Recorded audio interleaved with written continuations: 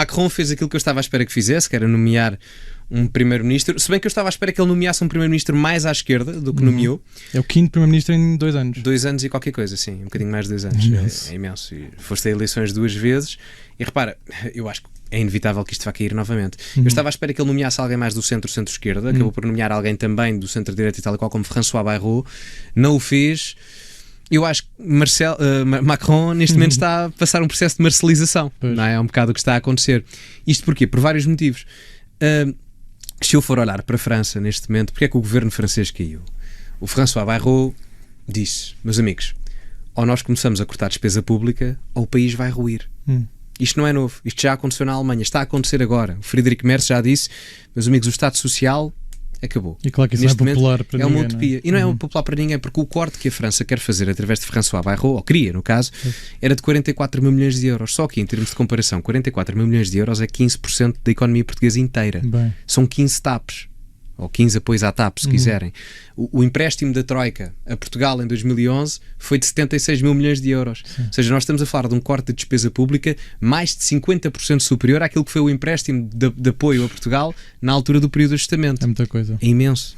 É imenso. E porquê é que isto acontece? Porque a França, neste momento, tem uma dívida pública que ronda os 113% de dívida pública. E já que estávamos a falar de Portugal e da Troika, Portugal, quando entrou para a Troika, ou quando a Troika entrou em Portugal, tínhamos exatamente a mesma percentagem de dívida pública em percentagem do PIB. Ou seja, claramente há aqui dados preocupantes do ponto de vista orçamental. O déficit orçamental em França é de 6%. Imenso. É mais do dobro do que aquilo que deves ter, ou que os critérios de convergência da União Europeia te permitem ter, embora eu seja apologista de que o Estado não deve ter déficit. Sou um apologista da realidade superavitária. E, portanto, há aqui várias realidades que são preocupantes. E o François Bayrou disse, perentoriamente e de forma muito realista, meus amigos, ou nós acordamos para a vida, ou nós fazemos cortes na despesa pública, ou isto vai ruir um dia. Até porque o Estado Social francês é daqueles que mais gasta em termos absolutos e percentuais no mundo. O Estado Social francês gasta 32% do PIB, mais ou menos, é imenso. Em ajudas sociais? Em apoios sociais, ou seja, gasta na totalidade. E, portanto, é imenso. É um terço da economia francesa, é muito. E, portanto, isto algum dia iria ter que ruir. Porquê? Isto acontece ao mesmo tempo que vários fatores.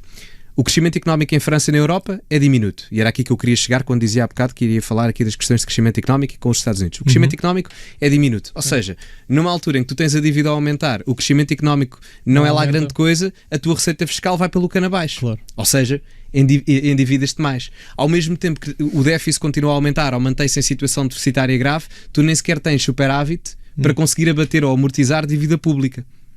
Logo aí outro problema para a França. Ao mesmo tempo que isto acontece, a capacidade de contração de dívida por parte do governo francês, mais complicada ainda. As taxas de juros aumentaram. Aliado a isto, tens instabilidade política, o que para cativar investimento direto estrangeiro é péssimo.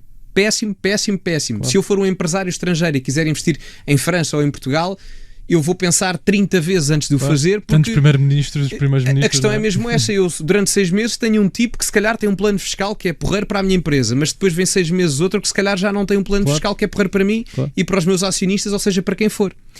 Portanto, logo aí são vários fatores, quer a nível das taxas de juros, do crescimento económico diminuto, as questões da dívida pública, do déficit orçamental e da instabilidade política, que para este bolo todo em que a França está...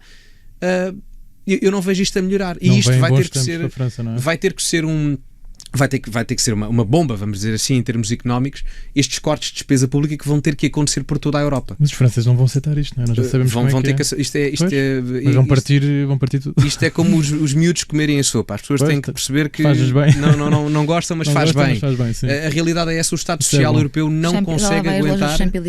Davam as montas do Champs-Élysées. O Estado Social não consegue aguentar mais do que aquilo que tem na realidade europeia. Ainda para mais, isto é preocupante porque não estamos a falar da Bulgária, da Roménia, de Portugal, não estás a falar de países periféricos, estás a falar do bloco franco-germânico, ou seja, do coração europeu, do ponto de vista monetário, do ponto de vista orçamental e financeiro. Grave. Mais grave ainda, só mesmo para concluir, se eu olhar para a realidade económica, aqui fizemos mais uma análise financeira, mas se eu olhar para a realidade económica, na parte do crescimento económico diminuto, os Estados Unidos e a União Europeia tinham mais ou menos o mesmo PIB no ano 2000, há 25 anos atrás. Passados 25 anos, o PIB americano neste momento em termos nominais é 50% superior ao PIB europeu. E relembro que os Estados Unidos têm cerca de menos 100 milhões de pessoas que a Europa, que a União Europeia. 100 e tal milhões, 100 e poucos milhões. Estamos a ser ultrapassados. Portanto, enfim, nem é questão de sermos ultrapassados, a Europa vai passar a ser... Antes éramos uma potência económica, mas não éramos uma potência política nem militar. Nós vamos passar a ser apenas uma potência turística, vamos passar a ser o museu do mundo. Porque a Europa neste momento não consegue produzir nada, não está a conseguir reindustrializar, não está a investir de forma perentória em empresas de inteligência artificial e nas tecnológicas como os chineses e os americanos estão. E eu olho para esta realidade e não vejo um projeto nem das nações europeias individualmente, nem da Europa agregadamente, embora eu seja muito mais intergovernamentalista do que propriamente supranacionalista, mas não vejo isso a acontecer, de todo.